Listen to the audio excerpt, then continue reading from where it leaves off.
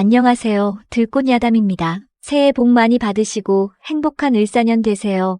그럼 이야기 시작합니다. 이제 부인이 되었으니 오늘 밤 제대로 부인이 간절히 원했던 사내의 품이 어떤지 잘 느껴보시오. 아마도 고통과 쾌락이 공존하며 그 늪에 빠질 것이오.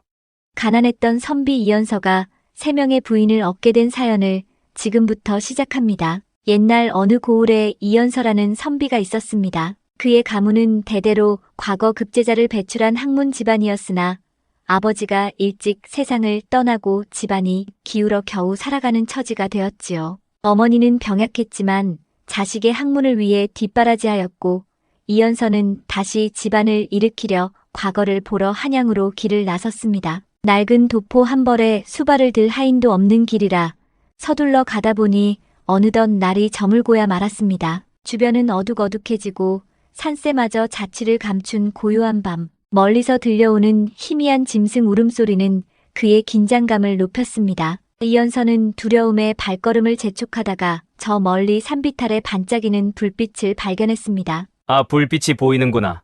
다행이다.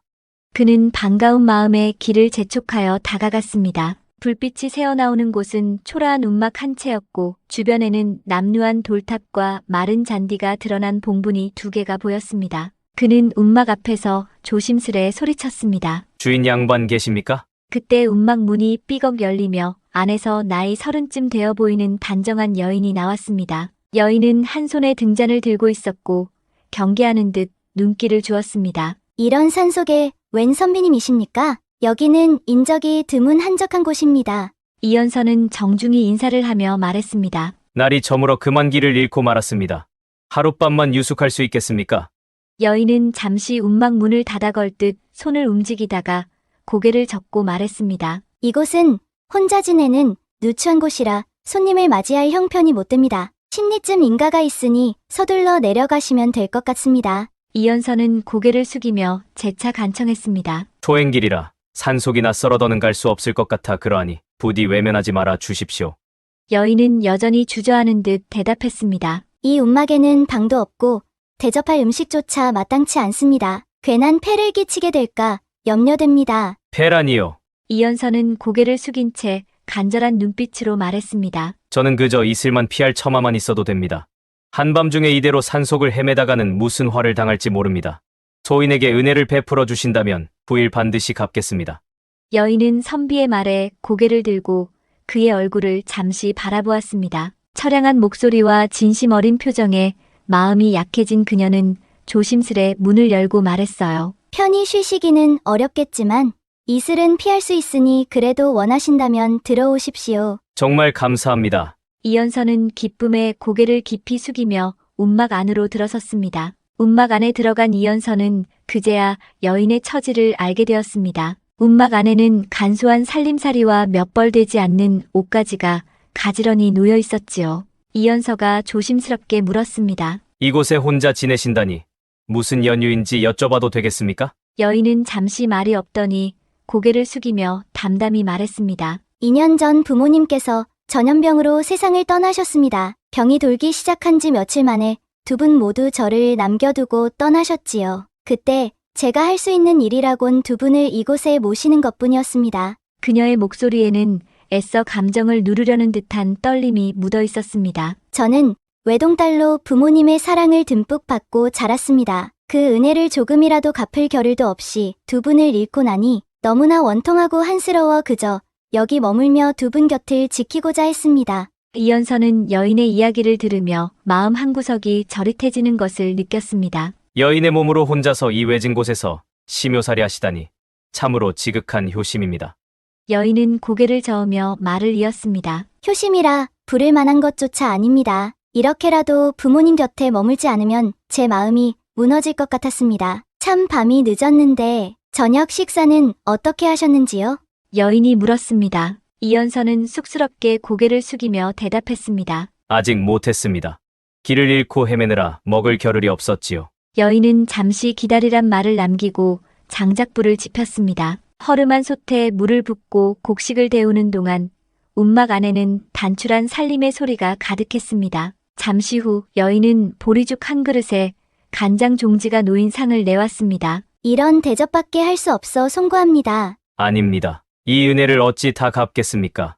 선비는 고맙게 두 손으로 상을 받았고 허기진 배를 달래며 죽을 천천히 떠먹었습니다. 그러다 무심코 여인을 다시 한번 찬찬히 살펴보았습니다. 행색은 분명 초라했으나 여인은 기품이 서려 있었습니다. 여인이 상을 물리려고 허리를 굽힐 때 촛불에 비친 목덜미의 하얀 곡선이 이연서의 시선을 사로잡았습니다. 그는 급히 고개를 돌렸지만 그 순간 마음 한편에 설레는 감정이 일었습니다. 밤이 깊고 좁은 움막 안에 나란히 누운 두 사람은 고요한 밤의 정적에 여인의 숨소리가 들려왔고 여인의 고운 숨소리가 들려올 때마다 이연서의 심장은 크게 뛰었지요. 쿵쾅대는 심장 소리에 잠을 이룰 수 없던 이연서는 이윽고 자는 척하며 몸을 뒤척였습니다. 그러다 조심스럽게 다리를 뻗어 여인의 발목 위에 올렸습니다. 숨소리가 멎은 듯한 정적이 움막 안을 가득 채웠고 여인은 곧 다리를 천천히 들어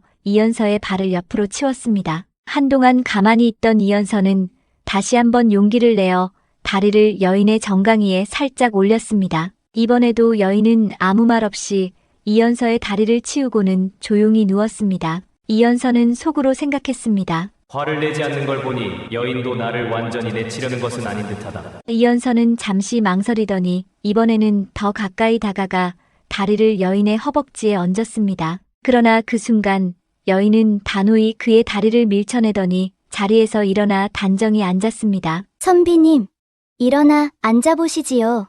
그녀가 낮은 목소리로 말했습니다. 공간이 협소하여 손님 맞이하는 것을 극구 거부하였는데 선비님 사정이 하도 딱하여 이슬을 피하도록 하였을 뿐 다른 뜻을 품고 받아들인 것이 아닙니다.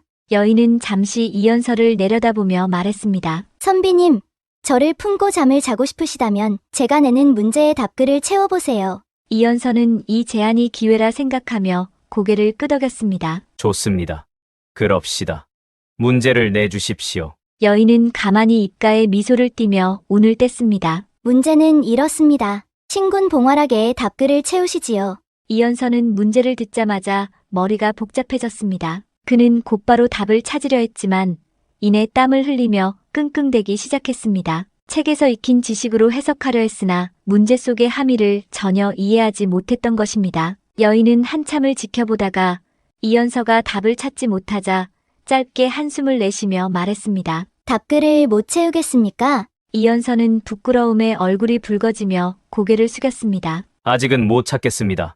시간이 조금 더 필요할 것 같습니다. 여인은 고개를 저으며 말했습니다. 시간은 충분히 드렸습니다. 답을 채우지 못하셨으니 당장 밖으로 나가서 회초리를 준비해 오세요. 이연서는 깜짝 놀라 여인을 쳐다보았습니다. 회초리를요? 여인의 말투는 부드러웠지만 눈빛은 결연했습니다. 선비님은 지금 욕망과 무지를 가지고 이곳에 머물러 계십니다. 제게 은혜를 입고도 감사는커녕 욕정을 품었으니 이제 그 대가를 치르셔야 하지 않겠습니까? 그러니 어서 다녀오세요. 이연서는 난감했지만 더 이상 반박할 말이 없었습니다. 그는 혹시나 하는 마음과 어쩔 수 없다는 체념으로 움막 밖으로 나가 회초리를 구해왔습니다. 여인은 선비에게 종아리를 걷게 하고는 단정히 채를 들었습니다. 신군 봉화락에 대한 답글은 간단합니다. 여인이 회초리를 들고 단호하게 말했습니다. 황천고군제입니다. 이연서는 답을 듣고도 여전히 이해하지 못한 표정으로 고개를 갸웃거렸습니다. 여인은 이연서를 내려다보며 덧붙였습니다. 신군 봉화락, 새로운 군을 만나 함께 즐거운 일을 한다는 뜻이고 답글인 황천고군제 황천에 있는 옛 남편이 통곡한다는 뜻이지요. 새 군과 함께 희희낙낙하려는 당신을 보며 황천의 옛 남편이 통곡하고 있을 테니 제가 대신 그 옛 남편의 마음을 전해드리겠습니다. 그러고는 회초리를 들어 선비의 종아리를 내리치며 말했습니다. 이 회초리는 단순한 체벌이 아닙니다. 선비님이 학문에 정진하지 않고 무지를 드러냈기 때문이고 욕망에 이끌려 저를 시험하려 한 대가입니다. 이번 일을 교훈 삼아 앞으로는 사람을 은혜로 대하고 학문에 더욱 매진하십시오. 종아리에 내려앉는 회초리 소리와 함께 이연서는 그제야 자신의 무례와 무지를 깊이 깨달았습니다. 그는 아픔을 참으며 여인에게 고개를 숙였습니다. 제가 몹쓸 짓을 했습니다. 낭자께 폐를 끼쳤으니 더 이상 얼굴을 들 수 없을 지경입니다. 이 은혜와 교훈을 평생 잊지 않겠습니다. 여인의 회초리에 맞은 이연서는 밤새 부끄러움과 아픔에 반성하며 아침이 밝자 여인에게 인사를 남기고 한양으로 떠났습니다. 이연서는 길을 가며 다짐했습니다. 학문에 정진하지 않고 욕망에 흔들렸던 나 자신이 부끄럽구나. 이번 과거 시험에서는 마음을 바로잡고 오직 학문에만 전념해야겠다. 한양에 도착한 이연서는 과거 시험이 치러질 당일까지 며칠간 머물 곳을 찾았습니다. 아는 친척도 없고 가진 여비도 넉넉지 않아 방랑자처럼 거리를 헤매던 중 우연히 한 대갓집의 대문 앞에서 멈추었습니다. 대문은 크고 정갈했으며 집 안에서 들려오는 말소리와 발걸음 소리로 보아 제법 높은 벼슬아치의 집임이 분명했습니다. 이연서는 대문을 두드렸습니다. 하인이 문을 열어 이연서를 살피더니 그의 초라한 행색에도 불구하고 이연서에게 문을 열어주었습니다. 이연서는 하인에게 과거를 보러 온 선비인데 며칠 머물 곳이 필요하다는 뜻을 전했습니다. 하인은 그를 안내하며 말했습니다. 저희 어르신께서는 인정을 베푸시는 분이라 길 잃은 나그네도 자주 들이십니다. 며칠 유하시는 건 괜찮으실 겁니다. 다만 어르신께 신뢰되지 않게 조심하십시오. 이연서는 예를 갖추며 답했습니다. 감사합니다. 폐를 끼치지 않도록 각별히 신경 쓰겠습니다. 그리하여 이연서는 대갓집에 머물게 되었지요. 하지만 그는 알지 못했습니다. 바로 그 집 어르신이 과거 시험을 주관하는 상시관으로 임명된 대감이라는 사실을 말입니다. 며칠 후 이연서는 집 앞마당을 지나던 중 우연히 대감을 마주치게 되었어요. 이연서는 그저 집주인이겠거니 생각하고 예를 갖춰 인사를 올렸습니다. 머물 곳 없는 나그네를 받아주시니 이 은혜를 어찌 갚겠습니까? 과거 시험을 보러 길을 나선 선비입니다. 폐를 끼치지 않도록 조심하겠습니다. 대감은 이연서에게 미소를 띠며 말했습니다. 과거를 보러 가는 선비라니 학문을 닦으러 나선 길손을 돕는 것은 나의 도리일 뿐이라네. 며칠간 잘 머물고 학문에 전념하게. 대감의 품위와 온화한 태도에 이연서는 감격했습니다. 하지만 그는 여전히 대감이 시험을 주관할 상시관이라는 사실을 알지 못했습니다. 과거 시험을 하루 앞둔 밤, 이연서는 대갓집 객방에서 홀로 책을 읽고 있었습니다. 밤이 깊었지만 그는 책에서 눈을 떼지 않고 학문에 몰두하고 있었지요. 그러던 중 방문이 조용히 열리는 소리가 들렸어요. 그는 고개를 들어 방문 쪽을 바라보았습니다. 복숭아꽃같이 고운 여인이 방문 밖에 서 있었습니다. 얼핏 보기에 단아한 옷차림이 품격을 보여주었으나 그녀의 눈빛에는 어딘지 모를 망설임과 간절함이 서려 있었습니다. 문을 열었으니 들어오십시오. 이연서가 말했습니다. 여인은 잠시 머뭇거리더니 천천히 방 안으로 들어섰습니다. 그러나 방 안에 들어와서도 그녀는 말없이 서 있을 뿐 아무런 말을 꺼내지 못했습니다. 무슨 일로 이 밤중에 제 방을 찾아오셨습니까? 이연서가 차분히 물었습니다. 여인은 조용히 손을 모아 쥐며 작은 목소리로 대답했습니다. 글 읽는 소리가 하도 아름다워서 이끌리듯 들어왔습니다. 그렇습니까? 이연서가 미소를 지으며 책을 들어보였습니다. 글 소리가 좋았다면 같이 읽어보시겠습니까? 여인은 잠시 망설이더니 얼굴을 붉히며 고개를 저었습니다. 아닙니다. 사실은 글 때문이 아니었습니다. 다른 마음이 있어서 왔습니다. 이연서는 그녀의 말에 놀랐지만 침착하게 물었습니다. 무슨 마음으로 이곳에 오셨는지 여쭈어도 되겠습니까? 여인은 한숨을 내쉬며 솔직히 털어놓았습니다. 저는 이 집의 며느리입니다. 이름뿐인 며느리지요. 남편과는 정혼만 했을 뿐 단 한 번도 동침한 적이 없습니다. 마음 둘 곳 없는 청산과부가 되어 이렇게 살아가고 있답니다. 외로운 마음을 달래려고 찾아온 것이니 부디 저를 나무라지 마십시오. 이연서는 크게 당황했지만 그녀의 사정을 듣고도 선뜻 무엇이라 답하지 못했습니다. 그는 차분히 말했지요. 참으로 기구한 삶이시군요. 많이 외로우셨겠습니다. 그 마음은 충분히 알겠사오나 저는 학문을 하는 선비로 은혜를 받은 이 댁에 누가 될 행동을 할 수가 없겠습니다. 부인의 외로운 마음은 스스로 다스리시는 것이 옳은 것 같습니다. 그러나 여인은 물러서지 않았습니다. 그녀는 한 걸음 더 다가와 이연서의 책상 앞에 앉았지요. 선비님, 저를 외면하지 마십시오. 여인의 몸으로 이 방에 들어오기까지 얼마나 마음을 졸이고 힘들었겠습니까? 부디 저를 내치지 마시고 받아주심이 어떠신지요? 이연서는 그녀의 간절함에 난감한 마음을 감출 수 없었습니다. 그는 손을 내저으며 말했습니다. 부디 그만두십시오. 부인은 뼈대 있는 집안의 며느리 아닙니까? 지금 이 일을 행한다면 집안의 명예를 무너뜨릴 뿐 아니라 부인의 절개마저 스스로 훼손하는 일이 될 것입니다.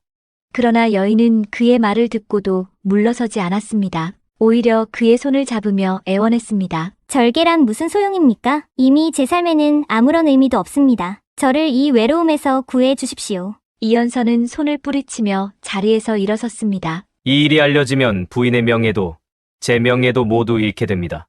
그러니 제발 물러가 주십시오. 그러나 여인은 그의 말을 듣지 않았습니다. 그녀는 마지막으로 한 걸음 더 다가와 말했어요. 명예도 도리도 이제 제게는 아무런 의미가 없습니다. 소인 이대로 밖으로 나가게 되면 이 치욕을 감당하지 못해 스스로 목숨을 끊을 것입니다. 그러니 부디 저를 외면하지 마십시오. 한 번이라도 남자를 품어보고 죽고 싶습니다. 여인의 애절한 몸부림에 이연서는 한참 동안 여인의 눈빛을 마주하며 고민에 빠졌습니다. 그녀의 간절함이 위태로웠고 이 상황을 잘못 처리하면 여인의 목숨까지도 위태로워질 수 있음을 깨달았습니다. 그는 여인의 절개를 지키며 이 위기를 벗어날 방법을 생각한 끝에 지혜롭게 이 상황을 정리할 방도를 떠올렸습니다. 좋습니다. 이연서가 차분히 입을 열었습니다. 부인의 마음이 진심이라면 제가 하나의 문제를 내겠습니다. 답글을 채우실 수 있다면 그때는 부인의 뜻을 받아들이겠습니다. 여인은 그제야 마음에 희망이 생긴 듯 고개를 끄덕였습니다. 문제가 무엇입니까? 이연서는 엄숙히 고개를 끄덕이며 운을 뗐습니다. 진군 봉화라. 여인은 그의 문제를 듣고 잠시 머뭇거리며 생각에 잠겼습니다. 그러나 아무리 생각해도 답글을 떠올릴 수 없었습니다. 시간이 흘러도 여인이 입을 열지 않자 이연서는 조용히 물었습니다. 답글을 채우지 못하겠습니까? 여인은 낯이 뜨겁게 달아오르며 고개를 저었습니다. 못 채우겠습니다. 그렇다면 나가서 회초리를 만들어 오십시오. 여인은 깜짝 놀라 그를 쳐다보았습니다. 회초리를요? 어찌 그런 말씀을 하십니까? 이연서는 단호히 말했습니다. 답글을 못 채우셨으니 그에 합당한 체벌을 할 것입니다. 여인은 혹시나 하는 마음과 어쩌겠는가 하는 체념으로 후원에 나가 회초리를 만들어 왔습니다. 그녀의 손에는 마른 나뭇가지가 들려 있었고 그녀는 그 채를 이연서에게 건넸습니다. 이걸로 어찌하시려는지요? 여인이 묻자 이연서는 단호하게 대답했습니다. 이제 부인의 종아리를 걷어 주십시오. 여인은 주저하다 어쩔 수 없이 종아리를 걷었고 이연서는 회초리로 그녀의 종아리를 마구 내리치기 시작했습니다. 매가 떨어질 때마다 여인은 깜짝 놀라 몸을 움츠렸지만 이연서의 말이 이어지며 그 뜻을 깨닫기 시작했습니다. 진군 봉화라. 새로 난 군과 함께 즐겁게 놀겠다는 뜻입니다. 그리고 답글은 황천고군제입니다. 이는 황천에 있는 옛 남편이 통곡한다는 뜻이지요. 새 군과 즐기면 죽은 옛 남편이 비탄에 빠진다는 말입니다. 그 말을 들은 여인은 자신이 행하려던 일이 얼마나 무모한 일이었는지 깨닫고 눈물을 흘렸습니다. 제가 어리석었습니다. 욕망에 눈이 멀어 남편의 혼을 배신하려 했습니다. 한편 이 모든 광경은 우연히 저택을 거닐던 상시관 대감에게 고스란히 목격되고 있었습니다. 그는 멀찍이 객방의 창을 통해 며느리가 회초리에 맞는 모습을 보고 마음이 무겁고 안타까웠습니다. 내 며느리의 처지를 몰랐던 것은 아니지만 저 선비의 대응은 과히 남다르구나. 보통 놈들이었으면 여인을 품고야 말았을 텐데 저 선비는 끝내 욕망을 거절하고 여인을 바로잡으려 했다. 대감은 깊이 감탄하며 생각했습니다. 학문과 품성을 겸비한 선비면 반드시 큰 인재가 될 것이다. 내일 과거 시험에서 그를 꼭 합격시켜야겠다. 다음 날 과거 시험이 열렸습니다. 시험관인 상시관 대감이 낸 시제는 바로 신군 봉화락이었습니다. 시제를 듣는 순간 이연서는 전날 밤의 일이 떠올라 얼굴이 잠시 굳었지만 이내 침착하게 붓을 들었습니다. 그는 시제의 깊은 의미를 곱씹으며 황천고군제를 답글로 삼아 글을 써내려갔습니다. 욕망을 극복하고 올바른 도리를 지키는 삶을 주제로 한 그의 글은 단연 돋보였고 결국 그는 장원급제의 영예를 안았어요. 장원급제자로 선발된 이연서는 곧바로 왕의 명을 받아 암행어사로 임명되었습니다. 그는 깊은 학문과 올바른 인품을 겸비한 인재로 왕의 신임을 얻었고 임지로 떠나기 전에 상시관 대감의 집에 인사차 들르게 되었답니다. 대감은 이연서를 반갑게 맞이하며 칭찬을 아끼지 않았지요. 과거 시험에서 자네의 글을 읽고 이 나라에 큰 인재가 탄생했다는 것을 알 수 있었네. 이제 암행어사가 되었으니 백성을 위해 공정한 법을 펼치길 바라네. 이연서는 공손히 인사하며 감사의 뜻을 표했습니다. 그러나 대감은 곧 진지한 표정으로 말을 이었습니다. 자네 사람 됨됨이를 내가 누구보다도 잘 알고 있네. 그래서 감히 간곡히 부탁하러 나섰네. 무슨 말씀이신지요? 이연서가 고개를 숙이며 물었습니다. 대감은 한숨을 내쉬며 말했어요. 나에겐 청산과부 며느리가 있다네. 내 아들과 정식으로 혼인했지만 단 한 번도 동침하지 못한 채 청산과부로 살아가고 있네. 나는 더 이상 그 아이를 이대로 두고 볼 수가 없네. 자네 같은 올바른 사람이라면 내 며느리를 잘 보살필 수 있을 거라 믿네. 그러니 부디 그 아이를 데려가 주게. 이연서는 조심스럽게 고개를 저으며 대답했습니다. 대감 어른, 저는 이미 혼인을 한 몸입니다. 제 아내가 있는 상황에서 어찌 또 한 사람을 제 곁에 두겠습니까? 그건 제 도리가 아닙니다. 대감은 그의 말을 듣고도 물러서지 않았습니다. 내 며느리는 이미 삶의 희망을 잃은 사람이네. 자네라면 그 아이의 삶에 새로운 희망을 줄 수 있을 것 같네.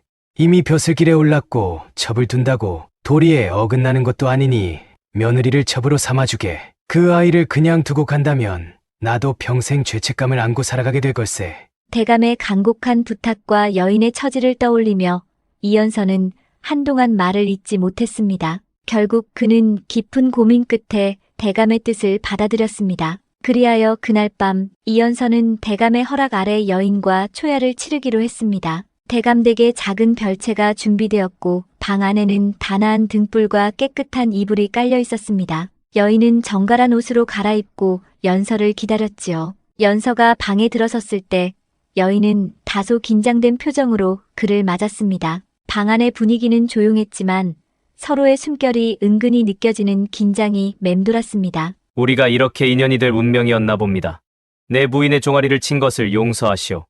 이연서가 조용히 말을 꺼냈습니다. 여인은 미소를 지으며 고개를 숙였습니다. 서방님 덕분에 많은 깨달음을 얻었고 절개를 지켜 이렇게 떳떳한 부부관계를 맺게 되었으니 회초리 맞은 것이 대수겠습니까? 이연서는 그녀에게 다가가 앉으며 따뜻하게 그녀의 손을 잡고 말하였지요. 이제 부인이 되었으니 오늘 밤 제대로 품어주리다.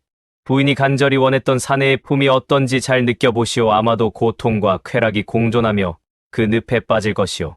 고통마저 짜릿한 서방님의 품을 알았으니 이보다 더 큰 행복이 어디 있겠습니까? 방 안의 촛불은 밤이 깊어지도록 부드러운 빛을 내리며 두 사람을 감싸주었습니다. 그렇게 둘째 부인을 맞아들인 이연서는 문득 자신이 장원급제하고 암행어사로 되기까지 중요한 사람이 있음을 깨달았습니다. 그것은 바로 과거로 가던 길에 외딴 산중에서 만났던 심요살이를 하던 여인이었습니다. 그 여인이 없었다면 나는 이 자리까지 오를 수 없었을지도 모른다.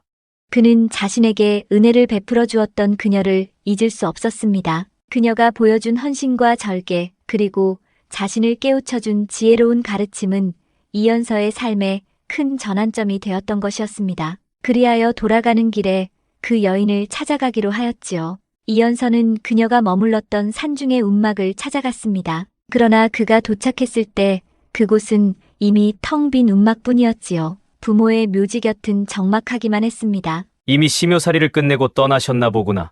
이연서는 주변 마을 사람들에게 여인의 행방을 수소문했습니다. 마침 한 노인의 도움으로 그녀가 고향에 돌아가 혼자 살고 있다는 소식을 들었습니다. 그 여인이라면 저 언덕 너머 작은 초가집에서 홀로 지내고 있어. 심유살이를 마친 후 그저 조용히 살아가고 있다고 하더이다. 노인의 말을 들은 이연서는 곧바로 그녀가 있다는 초가집으로 향했습니다. 작은 초가집은 허름했지만 정갈한 모습이었습니다. 이연서는 조심스레 문을 두드렸습니다. 여기 누구 계십니까? 문이 열리며 여인이 모습을 드러냈습니다. 그녀는 그의 얼굴을 보자 놀란 듯 멈칫했지만 이내 차분히 인사를 건넸습니다. 선비님께서 이곳까지 무슨 일로 오셨습니까? 그녀의 모습은 예전보다 더 초라해 보였습니다. 나날이 혼자 살아가며 기력이 쇠한 듯 보였고 고된 삶이 고스란히 묻어나는 얼굴에는 잔주름이 깊이 패여 있었습니다. 이연서는 그런 그녀의 모습을 보고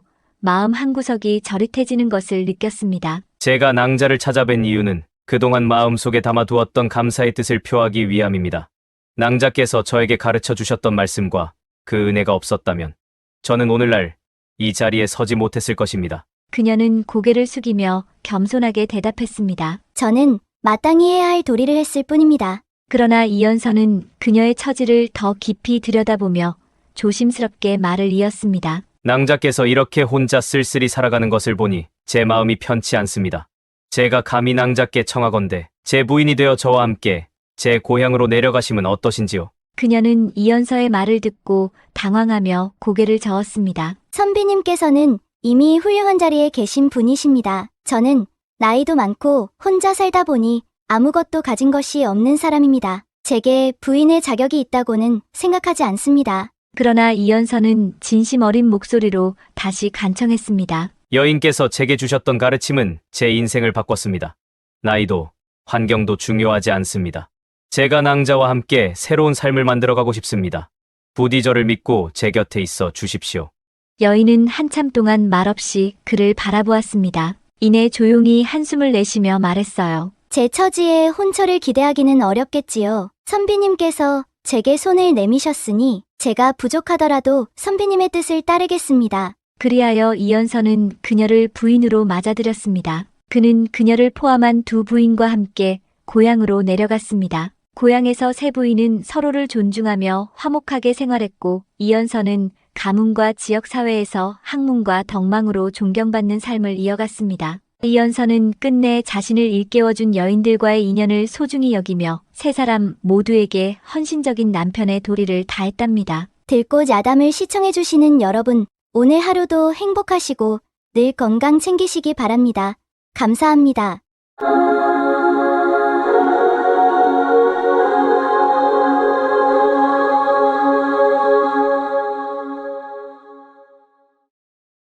오늘의 사연 시작합니다. 한참 여름 장마로 지난 일주일 내내 비가 내리다 말다 하더니 장마 끝자락이 된 건지 하루 종일 쉬지 않고 비가 많이도 내렸던 주말 밤이었습니다. 하필 장마 시즌에 이사를 하는 바람에 짐 정리도 제대로 못하고 일주일 동안 지금 막 이사 온 모습 그대로 둔 채 내버려 뒀네요. 오늘은 주말이라 맘먹고 대청소 겸 짐 정리를 하겠다는 생각에 밖에 한번 나가지도 못하고는 어느덧 밤이 되었네요. 이번 코로나 여파로 원래 살던 집 전세를 못 올려주는 바람에 경기도 끝자락으로 이사를 오게 되었어요. 아직도 이런 동네가 있을까 싶을 정도로 주변에 아무것도 없고 택시도 잘 잡히지도 않는 안쪽 동네였어요. 그래도 빚 없이 갈 수 있는 넓은 집이 여기뿐이라 눈물을 머금고 이사를 한 지 일주일째 되었네요. 짐 정리를 하다가 간단히 뭐라도 챙겨 먹어야겠다 싶어서 편의점을 가려고 대문 밖을 나갔는데 깜짝 놀라고 말았어요. 옆집 문 앞에서 비를 쫄딱 맞고 있는 사람이 있었어요. 귀신인 줄 알고 깜짝 놀랐는데 자세히 보니 20대 초중반으로 보이는 여자가 비를 쫄딱 맞고 가만히 서 있네요. 우산이라도 하나 갖다 줄까 잠시 망설였다가 괜히 오지랖인 것 같아서 그냥 제 갈 길을 갔어요. 한 10분 넘게 걸었더니 편의점이 보이네요. 들어가서 맥주랑 마른 안주랑 필요한 건 몇 가지를 담아 계산대로 가려는데 괜히 보리차 티백에 눈이 가네요. 보리차 한 팩 들고 계산했습니다. 아직도 비가 내리고 있어 우산을 펴서 느릿느릿 집으로 걸음을 향했습니다. 그런데 아직도 그 여자가 빗속에서 그대로 서 있네요. 제가 본 후로 좋기 30분은 넘었는데 언제부터 왜 저기서 저렇게 비를 맞고 있는 건지 아무래도 제 우산을 줘야겠다 싶어서 말을 걸었습니다. 우산 이걸 쓰세요. 힘이 하나도 없는 눈빛으로 잠깐 제 얼굴을 올려다보더니 창백한 얼굴로 저를 봅니다. 우선 부축해서 저희 집에 잠시 들어가자고 하고 현관 앞쪽에 앉혔습니다. 기운이 없는지 벽에 기대서 눈을 감더라고요. 문득 보리차 티백을 사왔던 게 생각이 나서 커피포트에 물을 올렸습니다. 몇 분쯤 지났을까 물이 끓길래 따뜻하게 보리차 한 잔을 건넸습니다. 감사하다고 말하며 희미하게 웃는 그녀에게 거기서 그렇게 비를 쫄딱 맞고 있던 자초지종을 묻고 싶었지만 묻지 않고 힘드시면 들어오라고 하며 수건 하나를 건넸습니다. 마른 수건 하나를 내밀었는데 얼마나 비를 맞고 있던 건지 수건 하나로는 부족할 것 같아 하나 더 주며 편한 곳에 앉아서 잠깐 쉬고 있으시라고 말하고는 하던 짐 정리를 계속했습니다. 부스럭부스럭 소리에 곁눈질로 살짝 보았더니 부서질 것처럼 마르고 하얀 몸매에 꽤나 예쁘게 생긴 여자분이더라고요. 옷이 비에 젖어 몸에 완전히 달라붙어서 그녀의 몸매가 그대로 드러나 있는데 저도 모르게 얼굴이 확 달아올랐습니다. 저대로 두면 감기 걸리지 않으려나 하는 마음에 따뜻한 커피를 끓여서 드리고 가벼운 이불도 하나 드렸어요. 비가 그칠 것 같지도 않고 택시도 안 올 것 같고 기다리는 분도 안 올 것 같은데 괜찮으시면 저쪽 방 하나 빌려드릴 테니 좀 쉬다가 가세요. 처음 보는 여자인데 나도 모르게 방 하나를 내주겠다고 말해버렸습니다. 거절할 수도 있겠다 싶어 아차했는데 그녀가 흔쾌히 수락을 했어요. 이삿짐 중에 옷이 있는 상자를 열어 티 하나에 반바지 하나를 건네주었습니다. 낯선 여자와 집에 있는 것이 참으로 어색했지만 기분은 무진장 좋더라고요. 소파에 앉아서 무슨 일이 일어난 건지 생각에 잠겨있던 중 스위치를 끄는 탁 소리에 욕실 쪽을 돌아보았어요. 어깨까지 다 보일 만큼 흘러내린 티에 젖은 긴 머리를 한 그녀와 눈이 마주쳤습니다. 다시 보니 얼굴도 정말 예쁘고 다리며 허리며 라인이 정말 예쁘네요. 머리를 말리라고 일어나서 드라이기를 가져다 줬어요. 머리 말릴 곳이 마땅히 없으니 거실 안쪽 콘센트에 드라이기를 꽂고 서서 머리를 말리는데 고개를 숙이니 옷 속이 훤히 들여다 보였어요. 저도 모르게 한참을 바라보고 있었습니다. 아까 말라 보였던 거와 다르게 굉장히 볼륨이 있는 글래머러스한 몸매더라고요. 그녀가 머리를 다 말릴 때까지 눈을 뗄 수가 없었어요. 드라이기 잘 썼다며 저한테 주는데 손이 스쳤습니다. 손이 너무 차가웠습니다. 저도 모르게 그녀의 두 손을 제 손으로 감싸버렸어요. 그녀와 저는 순간 눈이 마주치고 놀랐지만 자연스럽게 그 상태로 소파에 앉길래 잠시 그렇게 있었습니다. 이제 손이 좀 따뜻해지신 것 같나요 하며 어색하게 두 손을 놔주고는 TV를 틀었습니다. TV에서 마침 주인공 남녀의 에로신이 한참 나오고 있더라고요. 조용한 정막이 잠시 흐르고 저도 모르게 그녀의 입술에 제 입술을 가져갔습니다. 살짝 벌어지는 그녀의 입술을 느끼며 그녀의 얼굴을 두 손으로 감싸 쥐고 서로의 호흡을 나눴습니다. 그녀가 힘없이 뒤로 밀려지는 바람에 그녀가 제 아래에 눕게 되었습니다. 더 이상은 참을 수가 없어서 그녀의 허락을 구하지도 않고 제 마음대로 그녀에게 들이대었습니다. 그녀가 제 손을 거부하지 않자 아름다운 사랑을 나누었습니다. 추워서인지 떨려서인지 살짝 떨리는 그녀의 어깨를 꽉 잡으며 저는 그녀에게 제 욕망을 다 쏟아냈습니다. 다시 그녀의 입술과 제 입술을 포개고 한참을 더 따뜻함을 나누었습니다.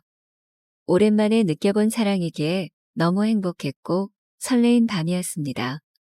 그녀는 피곤했는지 제 품으로 쏙 들어왔고 둘 다 몰려오는 졸음을 못 참고 꼭 안은 채 잠들어 버렸습니다. 아침 햇살에 눈이 부셔 언뜻 정신이 들었습니다.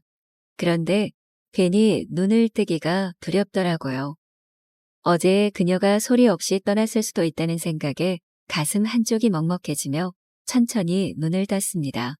정말 다행입니다. 그녀는 제 옆에서 이쁘고 아름답게 새근새근 자고 있더라고요.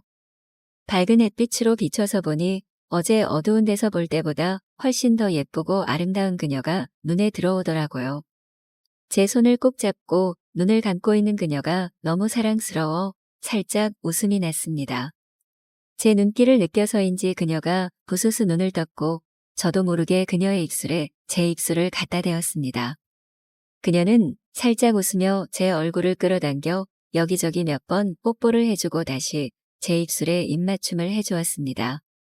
이번엔 제가 그녀의 얼굴을 당겨 입맞춤을 시작했고 그렇게 다시 그녀와 사랑을 나눴습니다. 어제보다 더 길고 깊게 끝날 것 같지 않은 사랑을 나누었습니다.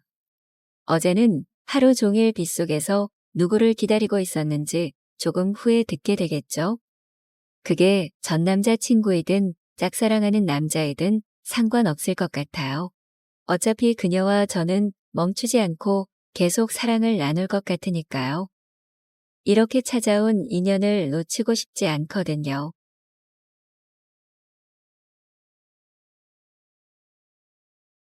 장모의 친구 희진은 나와 20살 차이가 났다. 그저 이웃이었고 우리 집에서 그리 멀지 않은 곳에서 노래방을 운영하고 있었다. 가끔 혼자 한잔할 때면 주저없이 그곳을 찾곤 했다. 매번 내 이야기를 들어주며 옆에서 술친구가 되어주던 그녀. 초반에는 그저 이웃 사이, 가볍게 일상을 나누는 사이였지만 차츰 그 관계의 미묘한 온도가 더해지기 시작했다. 요즘 좀 외롭네요. 내가 조심스럽게 말하자 희진이 잔을 기울이며 다정하게 미소 지었다. 힘들고 지칠 땐 언제든지 찾아와요. 나도 모르게 미소가 나왔다. 그날은 참신하게도 내 마음을 조금 더 열고 싶어졌다. 사실 말 못할 고민이 많아요. 나도 남들처럼 다 잘해보고 싶지만 마음처럼 안 되니까. 희진 누나는 이런 외로움이 없어요? 희진이 잠시 생각에 잠겼다가 말했다. 누구나 외로운 순간이 있죠. 나도 그래요. 그래서 지금처럼 이런저런 얘기하는 시간이 좋네요. 그때 희진이 내 손을 가볍게 잡으며 눈을 마주쳤다. 잠시 말없이 마주보던 우리는 어느새 서로에게 마음을 터놓을 수 있는 사이가 되었다는 걸 느꼈다. 자연스레 손을 놓지 않으면서 그저 그 자리에 앉아 있는 것만으로도 위로가 되는 듯한 순간이었다. 희진은 차분한 말투에 이야기를 잘 들어주는 사람만의 독특한 매력이 있었다. 그녀의 미소는 언제나 마음을 편안하게 해줬고 아무렇지 않게 던진 한마디가 어느새 내 삶의 활력이 되곤 했다. 이상하게도 우리 대화는 늘 끊이지 않고 이어졌다. 서로가 지나온 삶의 굴곡이 너무 비슷했던 탓일까? 서로에게 자연스레 의지가 되었다. 어느 날 깊어가는 밤 술잔을 사이에 두고 우리는 더 진솔한 대화를 나눴다. 희진은 과거의 아픔을 털어놓았고 그렇게 서로의 외로움을 꺼내보며 조금씩 마음이 가까워졌다. 어쩌다 보니 20살 연상인 그녀와 연인 사이가 되어버렸다. 처음엔 그저 인생의 선배로서 고민을 나눌 수 있는 친구로서 가깝게 지냈다. 그녀는 내 이야기를 조용히 들어주며 때로는 따끔한 조언을 해줬고 그럴 때마다 나는 묘하게 마음이 안정되는 걸 느꼈다. 그러다 하루는 유난히 힘들었던 날 단골로 찾는 그녀의 노래방에서 이런저런 속 깊은 얘기를 나누던 중이었다. 나도 이런 날이 있지. 어쩔 때는 그냥 다 내려놓고 싶어지거든 하고 힘없이 얘기를 꺼내는데 그녀는 그저 옆에서 말없이 내 잔을 채워주며 가만히 있었다. 그날 이후로 우리는 서로를 향한 마음이 조금씩 커져갔고 어느새 연인 사이로 자연스럽게 이어지게 됐다. 20살이라는 나이 차이가 무색할 정도로 서로가 서로에게 기댈 수 있는 특별한 존재가 되어버린 것이다. 창식은 어느덧 기러기 아빠가 된 지 3년이 되어가고 있었다. 아내와 아들 찬이가 캐나다로 떠난 뒤 홀로 남아 그는 아들의 뒷바라지를 위해 묵묵히 일하며 일상을 버텼다. 하루하루를 지나며 아내와 아들이 남긴 빈자리의 무게를 느꼈다. 집안 곳곳에는 그들이 함께하던 흔적이 남아 있었고 무엇보다 아들 찬이의 밝은 웃음소리가 귀에 맴돌았다. 처음엔 혼자서도 어떻게든 집안을 돌보며 힘을 내보려 했지만 점점 그리움과 스트레스가 쌓였다. 어느 순간부터 창식은 채워지지 않는 외로움 속에서 무엇을 위해 버티고 있는지 되돌아보게 되었다. 자신의 모든 것을 다시금 되새기며 새로운 길을 모색해보고 싶은 충동도 느꼈다. 다행히도 장모님이 매주 한 번씩 찾아와 집안일을 도와주며 창식에게 큰 위로가 되어 주었다. 장모님이 오셔서 어수선한 집안에 따뜻한 손길을 더해주시는 날은 창식에게 오아시스 같은 시간이었다. 그러던 어느 날 장모님께서 출산한 처남댁을 돕기 위해 부산에 내려가게 되었다는 소식을 전해주셨다. 박서방, 이번에 내려가면 언제 다시 올라올지 몰라서 좀 오래 걸릴 수도 있네. 괜찮습니다. 장모님, 처남댁 일이 더 중요하잖아요. 그동안 잘 돌봐주시고 천천히 올라오세요. 그렇게 장모님을 배웅하고 난 뒤 창식은 다시 혼자가 되었다. 장모님 조차 곁에 없는 이 시간을 어떻게 견뎌야 할지. 창식은 문득 마음 한구석이 텅 빈 듯한 기분에 사로잡혔다. 여름 저녁. 시원한 바람이 불어오는 어느 날이었다. 친구들과 오랜만에 술자리를 가지며 늦은 밤에야 집으로 들어선 창식. 그런데 현관 앞에 서 있는 희진이 그의 귀가를 기다리고 있는 게 아닌가. 창식 씨, 이렇게 늦게까지 어디 다녀오셨어요? 희진은 반가움과 함께 걱정스러운 얼굴로 물었다. 아, 친구들과 오랜만에 모여 얘기 좀 하다 보니 시간이 이렇게 됐네요. 창식은 잠시 당황하며 대답했다. 혹시 여자 만나고 온 건 아니죠? 희진의 목소리에는 장난기 섞인 질투가 배어 있었다. 아니에요. 절대 그런 거 아니에요. 창식이 급히 변명하자 희진은 미소를 지었다. 좋아요. 그럼 저랑도 가볍게 맥주 한잔 하실래요? 희진이 유쾌하게 제안했다. 그럴까요? 그런데 이 시간까지 집안일 하고 계셨어요? 창식은 물었다. 벌써 끝냈는데요? 창식 씨랑 저녁이나 같이 하려고 기다리다 보니 잠깐 졸았네요. 희진은 웃으며 말했다. 그들은 함께 맥주잔을 기울이며 점점 깊은 대화를 나누기 시작했다. 창식은 최근 바쁜 프로젝트 이야기를 하며 희진이 어떻게 지내는지 물었고, 희진은 창식 덕분에 웃는 날이 늘어났다는 말을 전했다. 창식 씨랑 있는 이 시간이 참 좋아요. 함께 있으면 저도 모르게 힘이 나요. 희진은 담담히 말했다. 저도 그래요. 희진 씨와 이야기 나눌 때가 가장 여유롭고 편안한 시간이죠. 창식도 진심을 담아 대답했다. 창식 씨 덕분에 요즘 많이 웃을 수 있어요. 힘들었던 일들도 이젠 조금씩 잊히고 있어요. 창식 씨가 저한테 정말 큰 힘이 돼 주셨어요. 희진의 목소리엔 감사와 진심이 담겨 있었다. 서로의 마음을 속 깊이 나누는 동안 창식의 마음속에는 확신이 서기 시작했다. 그녀와의 시간이 점점 소중해지고 이제는 그녀 없이는 삶이 텅 빈 듯한 기분마저 들었다. 결국 창식은 용기를 내어 솔직한 마음을 꺼냈다. 희진 씨, 사실은 요즘 들어 희진 씨가 그냥 이웃이나 친구 이상으로 보여요. 그 말을 들은 희진은 놀라면서도 미소를 지으며 나직이 말했다. 저도 마찬가지예요. 창식 씨. 저도 요즘 창식 씨가 특별한 존재로 느껴졌어요. 서로의 마음을 고백하고 나자 어색함은 사라지고 오히려 두 사람은 더욱 가까워졌다. 그날 이후 창식과 희진의 관계는 새로운 단계로 한 걸음 나아갔고 서로에게 없어서는 안 될 존재로 점점 자리 잡아갔다. 처음엔 가벼운 만남을 약속했던 창식과 희진. 둘은 서로를 구속하지 않기로 한 만큼 마음의 선을 지키려 했다. 그러나 시간이 흐를수록 두 사람은 그저 엔조이의 관계로 남을 수 없다는 것을 서서히 깨달아갔다. 창식은 어느새 희진이 자신에게 큰 위로가 되고 있음을 느꼈다. 그녀와 함께 있는 시간은 혼자 지내던 긴 시간 동안 쌓인 외로움과 피로를 풀어주었고 마치 서로를 오래 알았던 사람처럼 편안함을 주었다. 희진 또한 창식이 늘 곁에서 든든한 버팀목처럼 느껴졌고 함께 있을 때 마음의 평안을 찾았다. 하지만 두 사람의 사이에는 20살이라는 나이 차이가 놓여 있었다. 거기에 서로 얽혀있는 주변 사람들과의 관계도 생각만으로는 쉽게 풀릴 수 없는 무거운 현실이었다. 창식은 점점 더 깊어지는 감정을 느끼면서도 현실적인 어려움이 이 관계의 장애물이 될까 고민하지 않을 수 없었다. 희진 또한 그를 향한 마음이 커지면서도 이 관계가 가져올 변화와 파장을 떠올리며 한 걸음씩 조심스럽게 나아가고 있었다. 안녕하세요. 저는 평범하지만 조금은 독특한 삶을 살아온 남자입니다. 정말 믿지 못한 일이 저에게 일어나 이렇게 글을 쓰게 되었습니다. 제 이야기를 꼭 들어주세요. 저는 아주 어릴 적부터 부모 없이 생활했습니다. 지금도 생각나는 게 엄마는 저에게 맛있는 음식을 사주신다며 재미있는 곳에 가자고 하셨어요. 천진난만했던 저는 너무 좋다고 빨리 가자고 엄마를 재촉했죠. 지금 생각하면 그때 엄마의 얼굴은 어딘가 슬퍼 보였던 것 같아요. 어리고 아무것도 몰랐던 저는 앞으로의 미래를 생각하지도 못한 채 맛있는 거 먹을 생각에 좋기만 했죠. 엄마 손을 잡고 저는 상가에서 분식을 먹고 버스를 타고 어딘가를 향했어요. 저는 엄마에게 엄마, 우리 지금 어디 가는 거예요? 맛있는 거 먹고 재밌는 곳 간다고 한 거 아니에요? 왜 버스만 타고 있는 거예요? 라고 물었지만 엄마의 어두운 표정으로 아무 말도 하지 않았어요.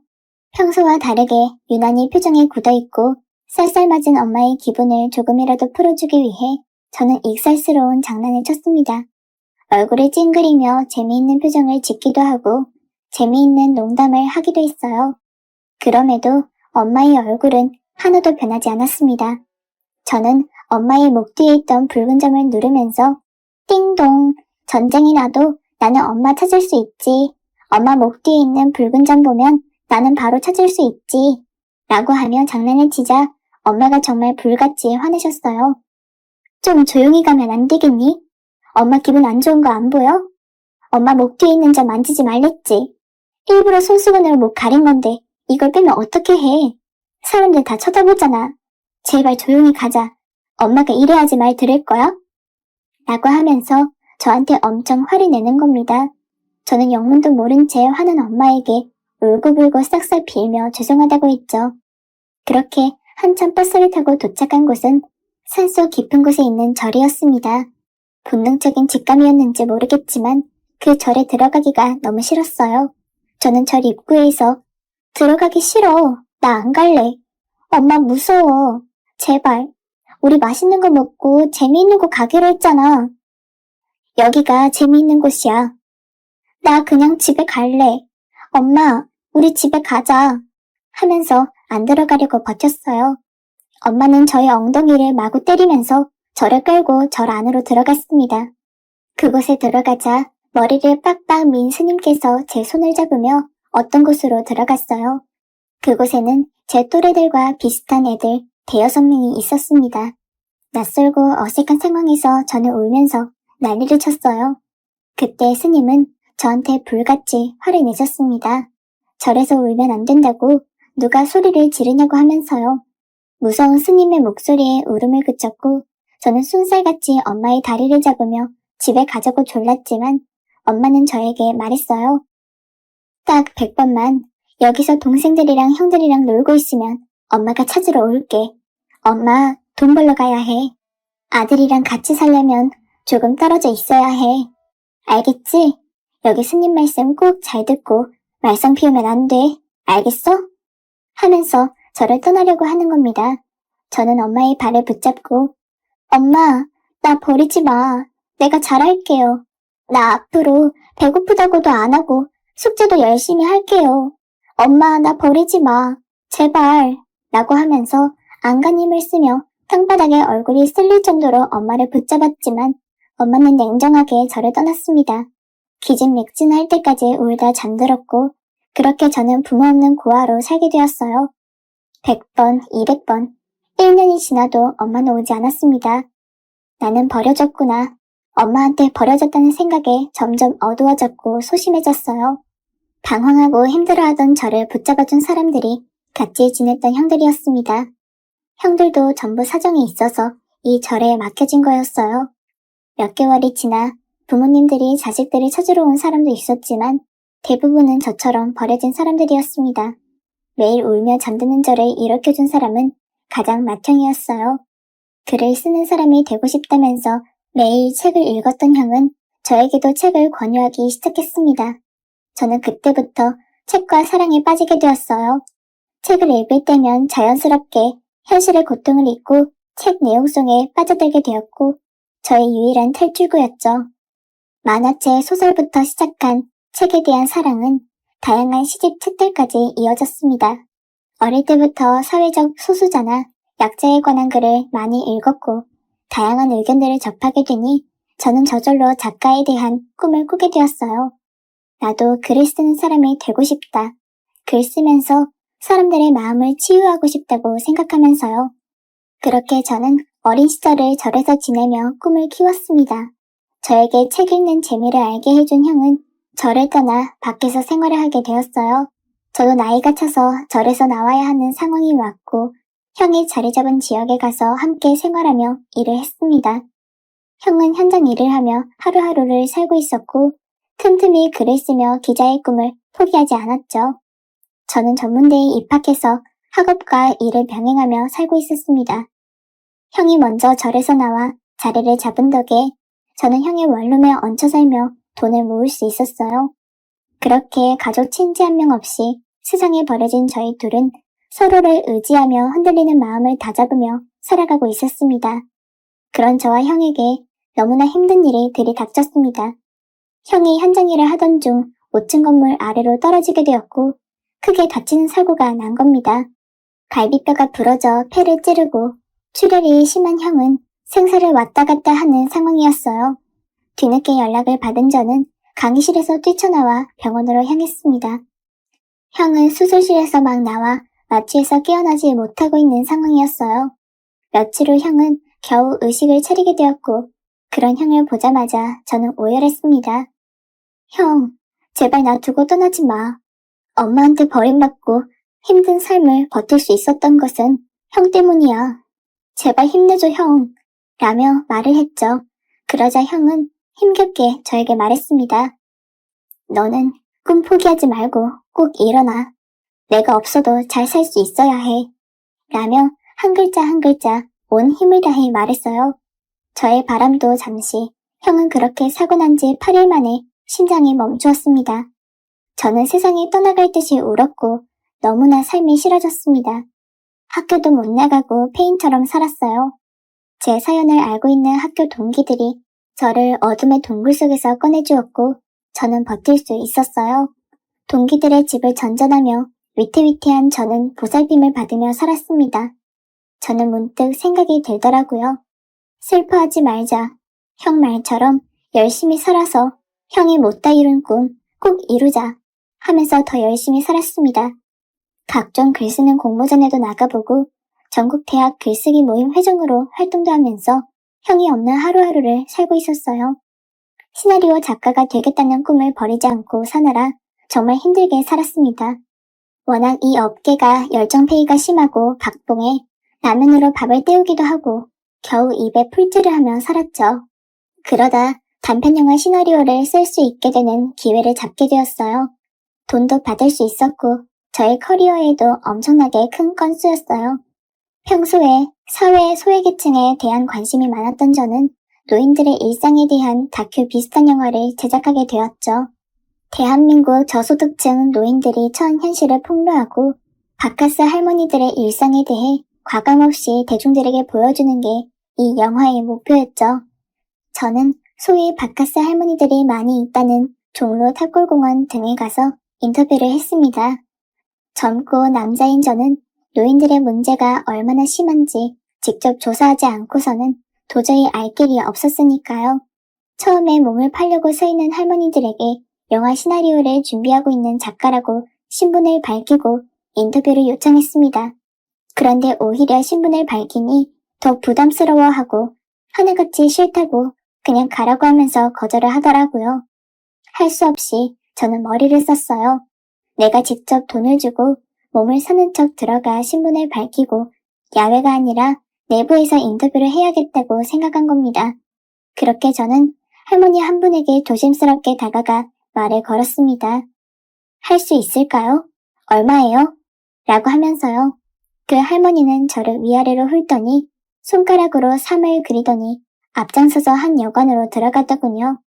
저는 그 할머니를 따라 들어갔습니다. 할머니는 방에 들어가자마자 바로 가져온 짐을 풀더니 빨리 하고 가자고 하더라고요. 그제야 저는 솔직히 말씀드렸죠. 사실 정말 제가 할머니와 관계를 하려고 한 게 아니라 지금 바카스 할머니들의 생활을 취재하기 위해서 이렇게 왔어요. 인터뷰 비용으로 10만 원 드릴 테니 여기서 잠깐이라도 취재에 응해줄 수 있나요? 대한민국 노인들이 열악한 환경과 법 테두리 밖에서 보호받지 못하는 상황을 공론화해서 조금이라도 도움을 주고 싶어서 그러는 거예요. 라고 하니 할머니는 머뭇거리다가 인터뷰에 응했습니다. 저는 어쩌다가 이 일을 하게 된 거냐고 조심스레 물었습니다. 보통 손님들의 연령대와 한 번 할 때 통상적으로 받는 금액, 그리고 그 금액으로 어떻게 사시는지, 혹시 범죄에 노출된 적은 없는지 등등 다양한 것을 물어보았어요. 할머니는 조심스러워하다가 이야기가 무르익을수록 오히려 거침없이 본인이 아니면 모를 법한 바카스 할머니들의 일상생활을 말해주셨습니다. 외로우셨는지 제가 반응을 잘해주니까 더 많은 이야기를 해주시더라고요. 그러다 할머니는 본인의 과거 이야기를 저에게 털어놓았습니다. 사실 나도 이 나이 먹고 몸 파는 입장이라 한심하지. 그런데 나도 알고 보면 불쌍한 여자야. 부모한테 버림받고 남자한테 몹쓸 짓 당해서 어린 나이에 아이 낳고 혼자 키웠지. 지금은 어떨지 모르겠지만 내 시대에는 미움으로 보는 사회 시선이 정말 너무 차가웠어. 범죄자 취급을 하기도 하고 그때는 나도 어렸지. 엄마였지만 엄마이기 전에 그냥 어린 여자로서 그런 시선을 버티기 힘들었어. 기댈 만한 친정도 없었고 내가 원해서 한 임신도 아니었고 도저히 아이를 키우기 힘들어서 그냥 절에 아이를 맡기고 조금 형편이 나아지면 찾아오겠다고 그랬지. 그러다 내가 일하던 사장을 잘못 만나서 서창가에 팔려갔다가 서창가 주변이 재개발되면서 내가 자유가 됐고 전국 이곳 저곳을 돌아다니며 떠돌이 생활을 하다가 이 나이 먹고 이렇게 산 거지. 매일매일 죽고 싶지만 죽지 못해 사는 거야. 생각해봐. 이렇게 이 나이 먹고 비참하게 사는데 어떻겠어? 부모한테 버림받고 또 자식 낳아서 부모한테 버림받은 자식으로 만들고 내 평생에 아이를 찾지 못한 게 매일 밤 꿈에 나오고 참 미안하지. 찾으려고 해도 이렇게 더럽게 살고 있는 엄마의 모습을 보여주기 싫어서 일부러 안 찾은 것도 있어. 아무튼 젊은 사람이 좋은 일 한다고 해서 말해준 거지. 아니었으면 내가 왜 이 짓을 말하겠어? 라고 하면서 이야기를 꺼내는 겁니다. 절에다가 아이를 버렸다고? 내 이야기인데. 저는 깜짝 놀라 할머니에게 혹시 성함이 어떻게 되냐고. 저도 어릴 때 엄마가 저를 두고 떠나서 그래서 물어보는 거라고. 제 이름은 김수연이고 어머니 이름은 박순자라고 말하니 갑자기 할머니가 아 하면서 소리를 지르는 겁니다. 내가 박순자야. 내 아들 이름이 김수연이야. 라면서 믿지 못할 말을 꺼내는 겁니다. 저는 깜짝 놀라 혹시 목 뒤에 붉은 점이 있으시냐고. 내가 기억하는 유일한 엄마의 흔적이라고 하니 곱슬한 파마머리를 위로 올리더니 목 뒤를 보여주는 겁니다. 쭈글쭈글한 목살 뒤에 붉은 반점이 있었어요. 저는 충격에 휩싸였습니다. 저는 절 이름을 말하며 그때 상황까지 자세히 말해주니 할머니는 엉엉 울며 내 아들이니? 정말 내 아들이니? 하면서 저를 꼭 껴안았어요.